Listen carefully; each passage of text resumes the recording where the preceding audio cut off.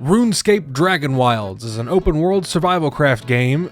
Yeah, I know, it's another one of these things. Set in the world of everyone's favorite low-poly MMO. We don't talk about modern RuneScape.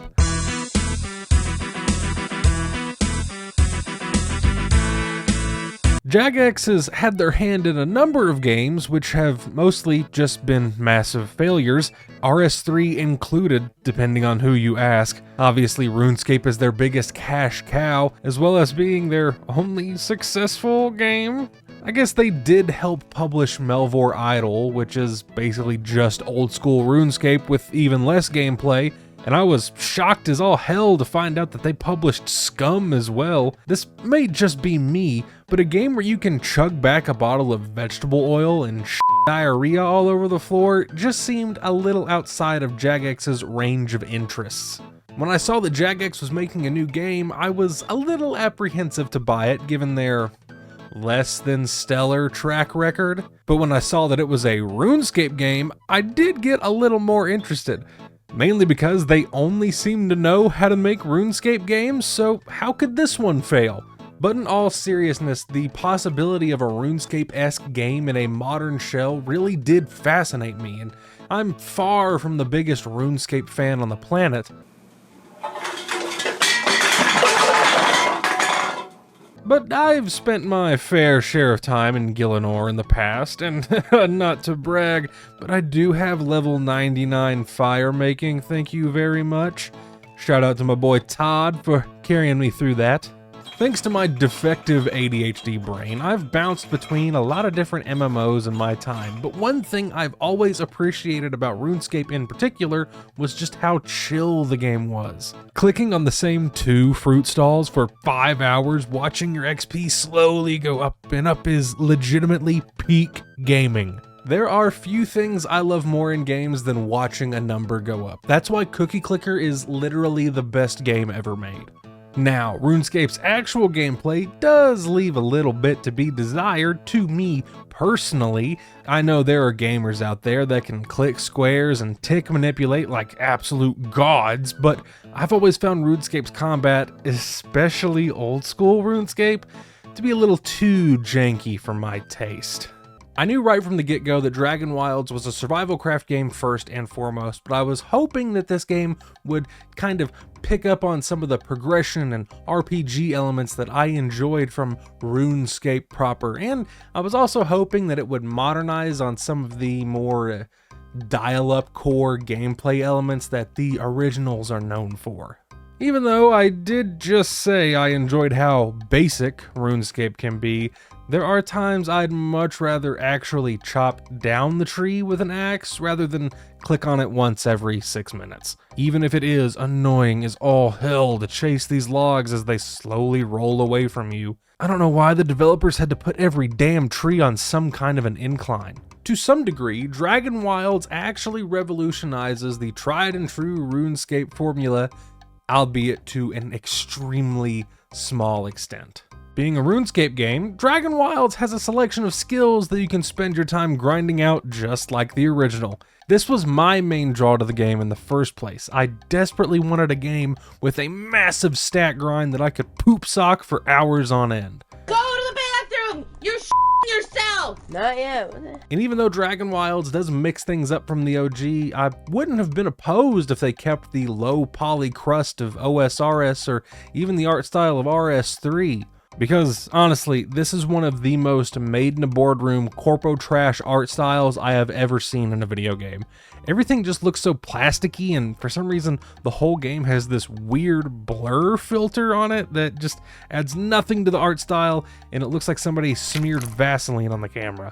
As Dragonwilds is still in early access, because I guess it's impossible for a developer to release a fully feature-complete survival craft game, the survival craft mechanics that are here are about ankle deep.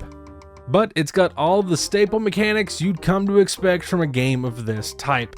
Everything from disaster zone unorganized inventories to gathering ungodly amounts of food and water because your character can't go 15 minutes without a snack. So this was the final animation they decided to go with? Now, I'm not saying every new game has got to reinvent the wheel or anything, but when you releasing one of these games in 2025, you kind of gotta mix things up a little bit. Says the guy who's just a great value Scott the Waz. The game tries to incorporate RuneScape's magic system into the crafting and survival loop, and I have to say, it does so pretty successfully. The ones I got the most use out of were Rocksplosion and Astral Projection. These two spells were like a crutch because they made the whole process of gathering materials so much easier. Gotta also give an honorable mention to the spell that let me turn trees into animal bones. Aside from being just metal as hell, that one came in clutch more than once. Turning wood into bones. I turn bones into my wood, and I make my bone goes into my, I'm making my wood go into a boner when I make my wood. With this being a RuneScape game and all, obviously the most unique thing about it is the skilling system. The number of skills here, of course, are small. Thank you Early Access Slop for ruining the game industry. And while you can grind them all out to 99, any kind of actual tangible progression usually caps off around the halfway point. Obviously, leveling up these skills outright will unlock you some minor bonuses in addition to some extra abilities like the different spells I mentioned earlier. One super important example is if you level up your woodcutting enough, you learn to swing an axe vertically instead of just horizontally. Also, if it took my dude this long to learn you can swing an axe like this, he's gotta have a koala brain or something. I mean, that thing's gotta be so smooth, there ain't a single thought sticking to that thing. But in the current state of the game, there's not really any massive incentive to go out and grind any specific skill. In addition, some classic RuneScape skills have been condensed down for simplicity, like construction, crafting, and fletching, kind of all being bundled up into the artisan skill in this game, which I think is a welcome change. Though I wear my fire-making cape like a badge of honor, I do have to admit, my god, was it a colossal waste of time. But you know what's not a waste of time? Hitting that subscribe button. I do all kinds of comedic reviews on a bunch of different kinds of games. I don't know, my mom thinks my videos are funny. Also, I stream every Friday evening at 7 p.m. Eastern time right here on this channel. So if you don't want to miss out on all this fun, be sure to hit that subscribe button. It really helps out the channel a lot, and it means a lot to me. Shameless plug over.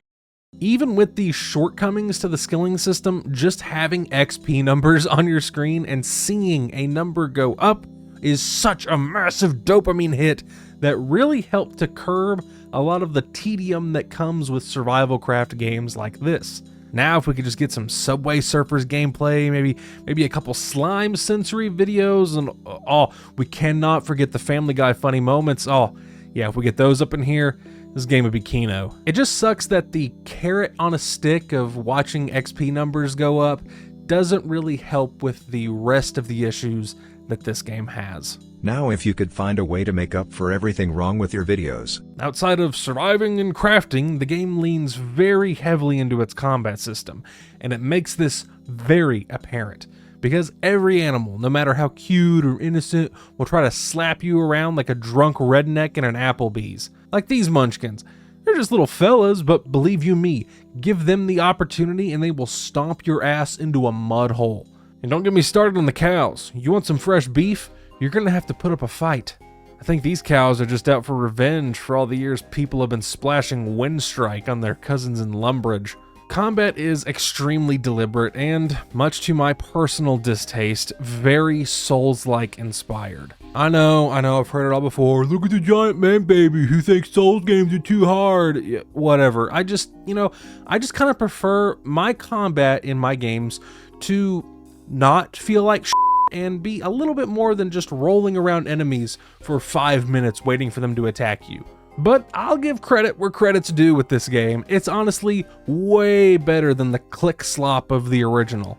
I kind of enjoyed this game's combat. It's fluid and weighty without feeling sluggish and requires some actual strategy instead of just spam attacking your enemies.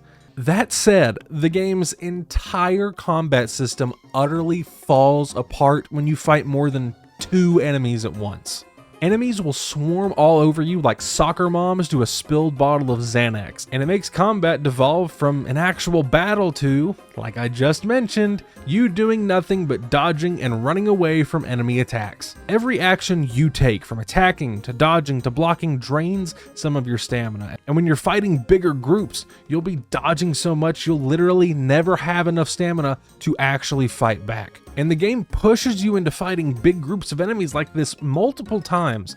The final room of dungeons are always filled with tons of enemies, and there are times you'll just be big chillin' at your base, and the game just decides to drop a horde of goblins right on top of you. Speaking of this, if you make a game with a single player offline component and you don't add a pause function, I was alt-tabbed for 30 seconds, and in a blink of an eye, half of my base was destroyed. Shoddy combat would be bad enough, but somehow a RuneScape spinoff, a game and a franchise known for its super methodical progression and character development, has one of the biggest flaws in gameplay progression I have ever seen, and it makes the entire game one of the most infuriating things I have ever played. The strength of your character is calculated through your gear and displayed as your power level. Obviously, having a higher power level means you can fight tougher and tougher enemies, and you get better gear by finding better materials. Seems like a pretty simple concept, no? But yet somehow Jagex completely loafed the bed with this. Let me break it down for you. Fractured Plains is an area in the game that's pretty much the midpoint of progression. To survive here, you need to be power level 3, which means at the very least you will need to find tin and copper so you can make bronze gear. Here's the thing, all this tin and copper can only be found in Fractured Plains, which means you have to go into this zone under-leveled and under-equipped to find the things you need to even survive in the zone in the first place. This goes about as well as you'd expect. I'd walk into the zone, get swarmed by enemies, and die. Walk in, grab my items, swarmed by enemies, die. Walk in, grab my items, swarmed by enemies, die. Walk in, grab my items, swarmed by enemies, die. Walk in, grab my items, swarmed by enemies, die.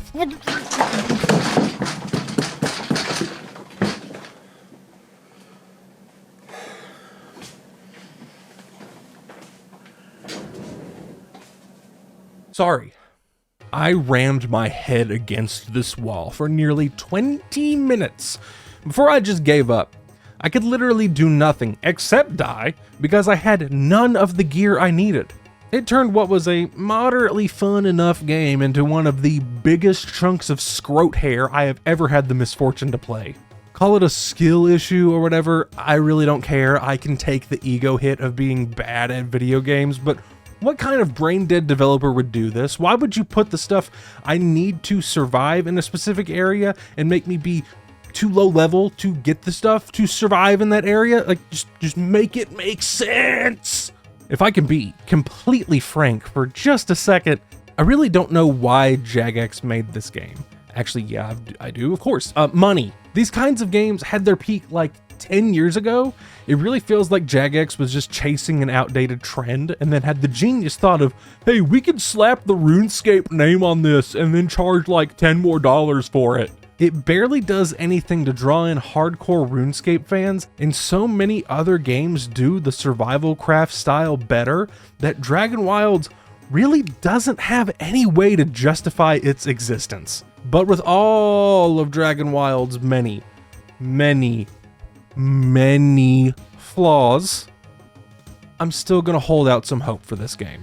Jagex knows how to listen to their community, more or less, and they seem to be really invested into listening to player feedback and shaping this game into something special. Calling this game rough around the edges is a colossal understatement, and yes, for $30, this game is severely overpriced, but it's got the bones of something good. It's just gonna take a hell of a lot of work to get to something that's actually fun to play. Thank you all so much for watching, and I hope you enjoyed. If you did, please leave a like and let me know what you thought of the video and RuneScape Dragonwilds down in the comments below. And be sure to hit that subscribe button and ring the notification bell so you never miss another video. Thank you all so much for watching, and I will see you all in the next one. Take care.